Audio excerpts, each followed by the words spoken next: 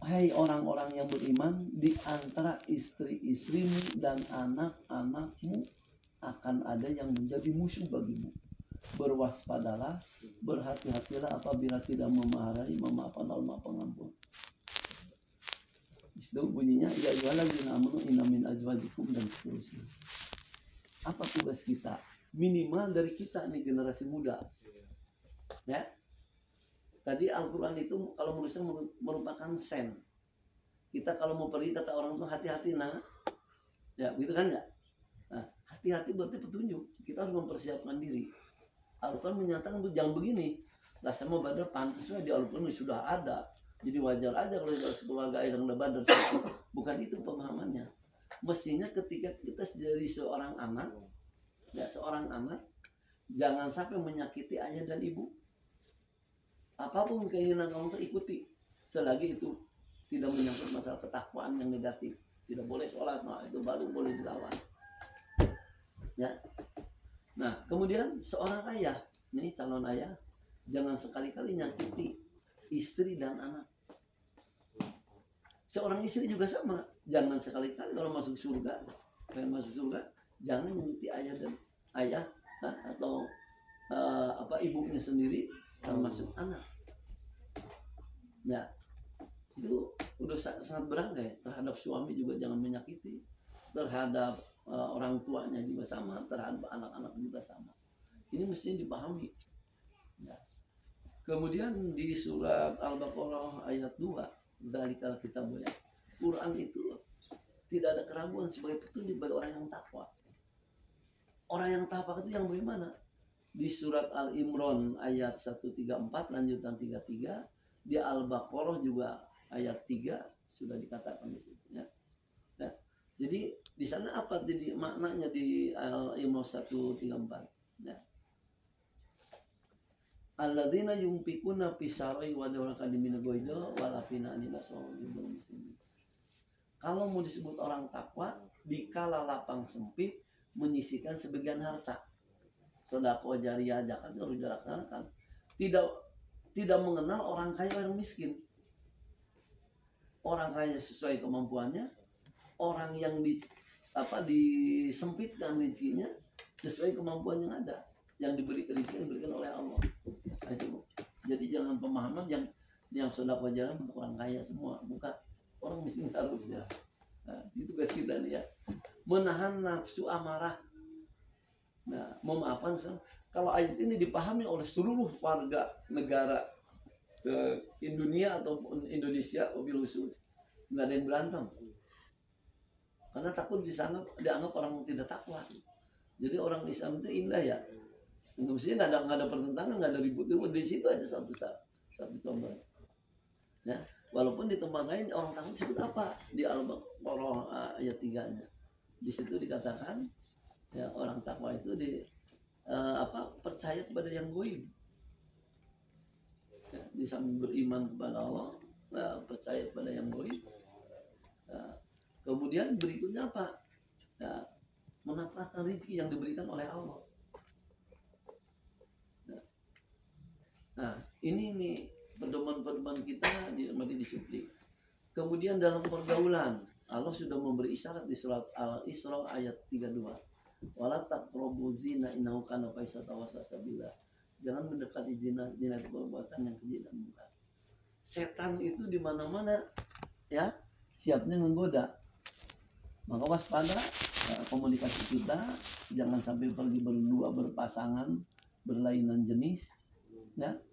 Nah, ini kalau mau kemana siap. Maka apa? Pembinaan generasi muda itu andalan itu perlu. Jangan beranggapan walaupun di situ ada kalimat dulu itu pramuka itu dari kita untuk kita, tetap ada pendamping. Maka di metode gerakan pramuka itu hadir orang dewasa. DKC jangan sampai tidak perlu dianggapnya itu ya andalan orang dewasa perlu ya. Di Pandega pun ada pembina wajib.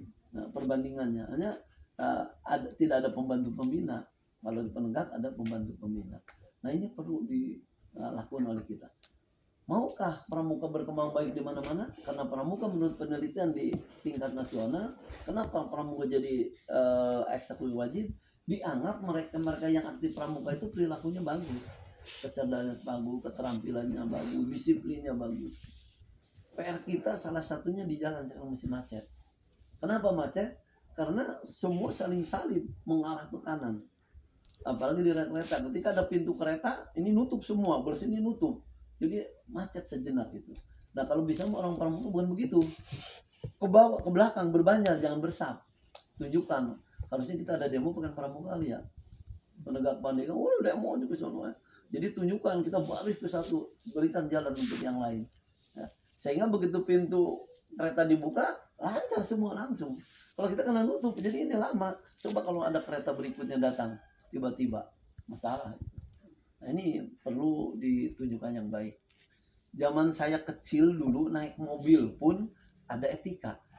Saya dulu nun jauh di Ciamis di kampung. Naik mobil itu kenapa para pelajar itu diberi penghormatan oleh para supir, termasuk ongkosnya murah setengah. Karena pelajarnya tahu diri. Dulu zaman saya oplet, terus apa tuh yang pick up ya. Nah, kalau di bis juga sama.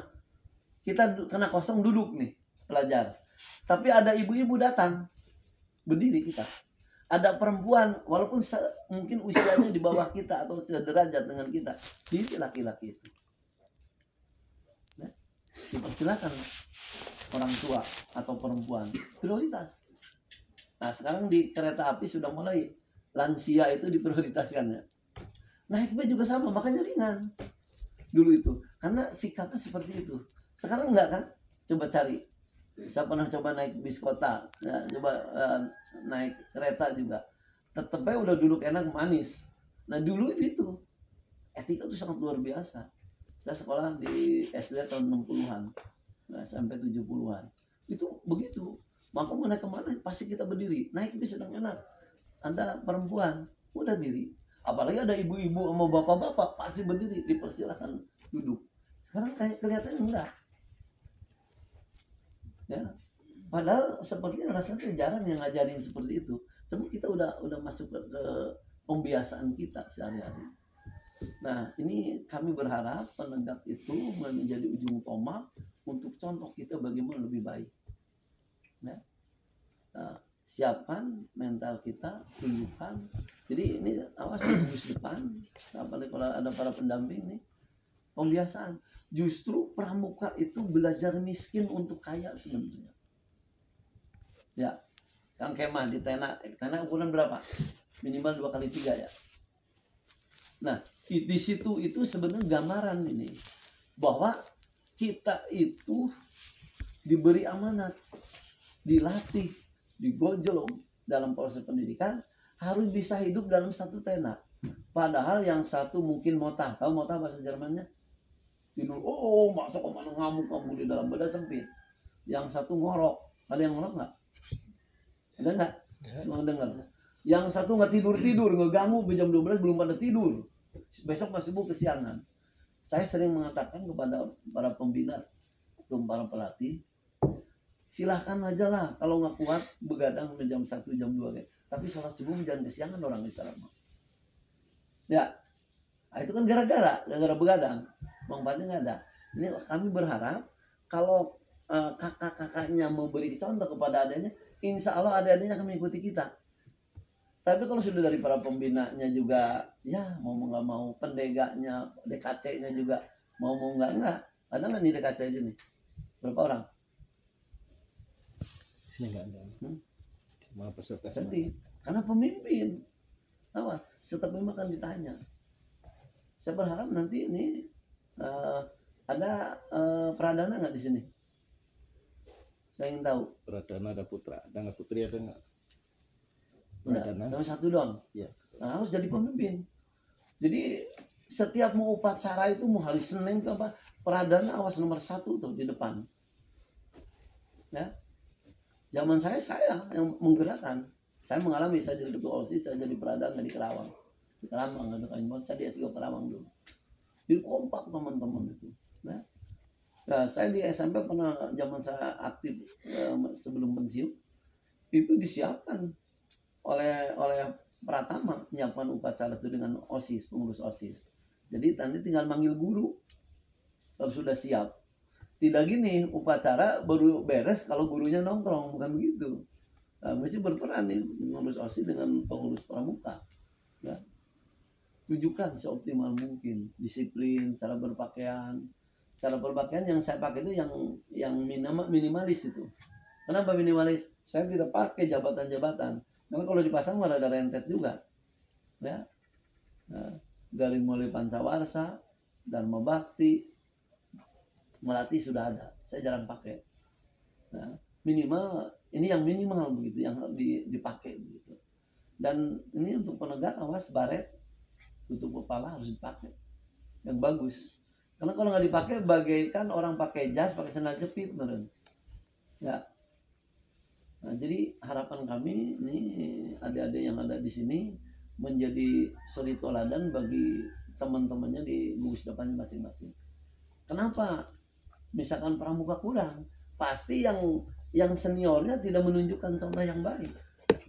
Tempo hari kami menatar itu pertama kepala sekolah orientasi, kepala SMA si Kabupaten Bekasi. Setelah saya beri pemahaman, akhirnya muncul wakil kepala sekolah dan kepala sekolah di Mahir Dasar di sini. Nah, isu apa yang saya terima dalam diskusi? Katanya, kenapa di sekolah tidak bagus, tidak respect di SLTA itu? Karena kurang dari SMP-nya. Ada isu gitu yang saya terima. Nah sebenarnya bukan begitu. Mestinya bagaimana di gugus depan di SLTA mengkaji, membuat satu bentuk kegiatan yang bisa ditiru oleh yang belum jadi anggota pramuka. Ya. Nah, makanya para pembina, para pelatih termasuk Dewan Ambalan, Pradana itu harus aktif mencari solusi yang terbaik yang bisa menarik massa. Bagaimana caranya? Ini ada contoh saya nyeleneh. Saya dulu pengen jadi ketua OSIS. Saya dulu ide gini, bener apa enggak walau alam? Silakan ada nilai. Saya cari laki-laki yang ganteng-ganteng, perempuan yang cantik-cantik. Bukan mendiskriminasikan, tapi satu strategi. Nanti saya silang. Coba nih teman-teman ngumpul. Saya ada yang mendorong supaya jadi ketua OSIS, Humas supaya berhasil. Nah, caranya gampang. Laki-laki nih yang ganteng-ganteng rayu perempuan semua supaya milih saya. Terus silang. Nah, kan? Perempuan yang cantik kan milih laki-laki semua. Hampir 99% milih saya. Sampai termasuk saya jadi Pradana di Kerawang. Mungkin kalau ada orang tuanya lulusan di Sigo Kerawang boleh ditanyakan. Ya, saya di Kerawang dulu. Nah, itu ternyata efektif. Jadi kalau mau memperbanyak teman-teman, cari dulu figur yang bagus, pakaiannya yang rapi dulu, yang menarik. Nanti untuk menarik teman-teman insya Allah. Tapi kalau sebagai pramuka juga datang ke sekolah terlambat ya, jadi pembina juga terlambat ya, udah repot. Ya, nah tunjukkan, apalagi ini barisan Dewan Ambalan harus gagah, nah, siap, tempur. Nah, tunjukkan ke teman, pantang putus asa, bagaimana mendorong teman-teman supaya bagus. Dulu zaman saya ada istilah persaingan OSIS dengan pramuka.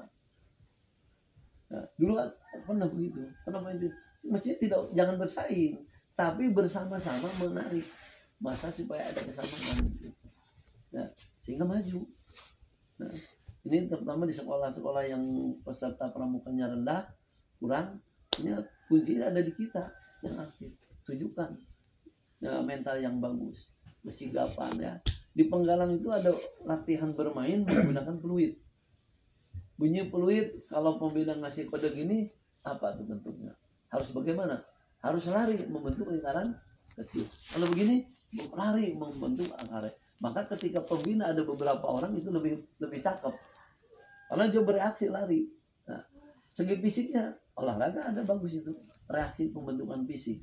Ya, pendengaran dan keteguhan, ya, disiplinnya itu ya terhadap informasi itu juga dilatih untuk cepat. Nah ini yang saya tolong. Saya kemarin juga prihatin. Subuh kemarin saya bolak-balik ya. Ini puasa. Ada seorang orang yang datang ke sini. Ya. Tapi kita tidak bisa berjamaah. Ya.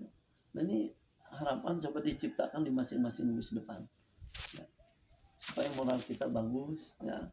Insya Allah kalau negara kita bagus dibentuk dari kita, rumah tidak perlu dikunci, nyimpan aman, nyimpan apa juga aman. Ini perlu kesadarannya. Maka pramuka itu nomor 1, takwa kepada Tuhan Yang Maha Esa. Nah, jadi kalau milih pemimpin ya yang takwa-takwanya bagus. Ya. Kenapa? Keterampilan gampang, dilatihnya gampang, tapi pembiasaan itu yang susah. Nah, ini berapa ratus yang salat berjamaah berapa orang? Nah ini pembiasaan ini tolong. Saya nitip atas nama Ketua Warkil Cabang. Nah, saya Wakil Ketua Parcab urusan binawasa. Jadi yang khusus saya bagian. Ya, kenapa kesini hadir? Ya ada korelasi. Termasuk karena saya PPK ya Kak Iza. Iya. Nah, jadi anggaran-anggaran itu tanda tangan saya nih. Kalau nggak ada tangan saya nggak cair. Ya, salah satunya. Ya. Jadi untuk model kegiatan generasi muda penegak Pandega DKC itu salah satunya ada tantangan saya. Nah barangkali itu ya, jadi saya titip mari tunjukkan ke optimal mungkin bagaimana bisa menjadi suri teladan kepada para pendamping. Kalau ada pendamping tolong ya dimulailah. Kenapa? Ketika di gugus depannya terbiasa, kesini nggak ada masalah lagi. Saya sedihnya apa? Kemarin Cikarang Utara, saya waktu HUT Pramuka, saya hadir diundang. Itu berebut, ini nyari ini jam 3 itu udah pada mandi. Berebut. Ya, padahal kamar mandi banyak gitu. Ya. Tapi ini kita sekarang dengan 100 sekian orang udah berebut nih, sepi. Saya mandi jam 3 ya sendirian aja gitu, sepi ini. Biasa kan susah tidur ya. Jadi kadang-kadang nggak tidur langsung pada mandi atau tidur dulu langsung bangun. Jadi saran saya begini, begadang tolong batasi karena akan merusak diri kita. Nah, yang tidak perlu kita hilangkan lah. Tapi awas, ya, kalau bahasa saya tadi ekstrim itu terserah mau begadang di jam berapa ya. Tapi wayahnya sholat subuh jangan kesiangan. Nah, seperti gini, di masyarakat sekarang model maulid di Solo kan soundnya tinggi ya. Oh, ori internasional. Nah, sampai jam sekian, coba cek sholat subuhnya berapa orang, nama apa berkembang apa enggak, mudah-mudahan pada berkembang. Kalau tidak, berarti efeknya pengaruhnya rendah. Mendingan duit yang gede kasihkan usaha yang ada di tempat, dia cepat kaya, maju, semangatnya lain ya, ya kan? Logika begitu, logikanya gitu ya. Nah, jangan sampai larut malam besok subuh kesiangan, ini pengaruh rendah. Nah, tugas kita dengan kesederhanaan di pramuka itu mari tunjukkan. Ya, toleransi yang tinggi dengan perkemahan itu. Maka ketika kemah itu idealnya dibahas untuk apa manfaat perkemahan. Di antaranya kerjasama yang baik, toleransi yang baik. Ya, merasakannya orang miskin itu begini. Sehingga kelak kalau kita ekonomi bagus, nah zakatnya nomor 1, sedekah jariah, insya Allah kemiskinan pun akan kurang. Dan ini bagi generasi muda saya titip. Salah satu pemerataan ekonomi itu juga perlu dibangun kerjasama yang baik.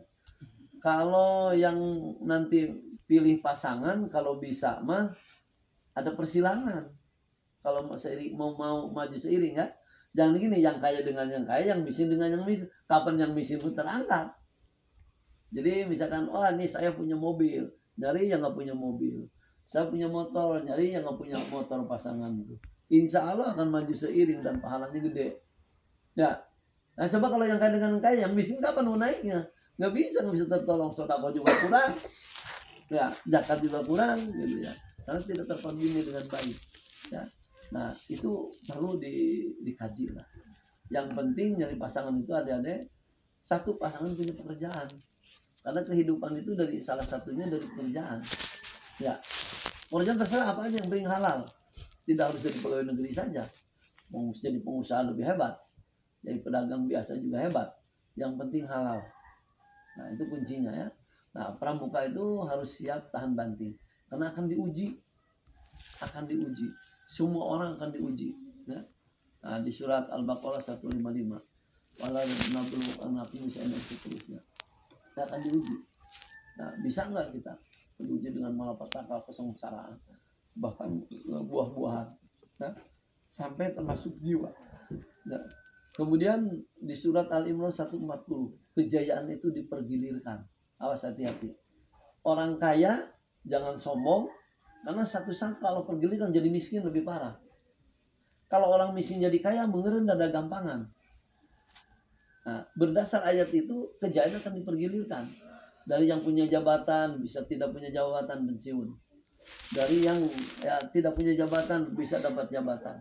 Dari yang miskin bisa jadi kaya. Yang kaya sekarang sudah banyak yang kaya jadi miskin. Begitu Indonesia kena tsunami, habis mobil, habis apa semua ya. Nah, kena gempa juga sama, ditimpa masalah ya. Nah, di situ itu latihan untuk kita. Ya, kalau orang kaya jadi miskin, tadinya saudagar besar, pemborong kuat, giliran miskin tidak punya duit ya apa, belum tentu dia hidupnya tenang mencari nafkah. Tapi kalau orang miskin jadi kaya, walaupun tidak bisa ngitung, gampang. Saya punya duit banyak, tapi nggak bisa ngitung. Pengen mobil, panggil seorang, tong sini tong, bantu hitung, beliin mobil bapak tuh situ. Jalan. Ya. Tapi orang yang kaya jadi miskin, jadi kerja bingung, nyangkul bingung, ya. Kemana-mana dagang sederhana bingung, mungkin ya, malu dan fisik mungkin. Nah, jadi ini diwaspadai oleh kita.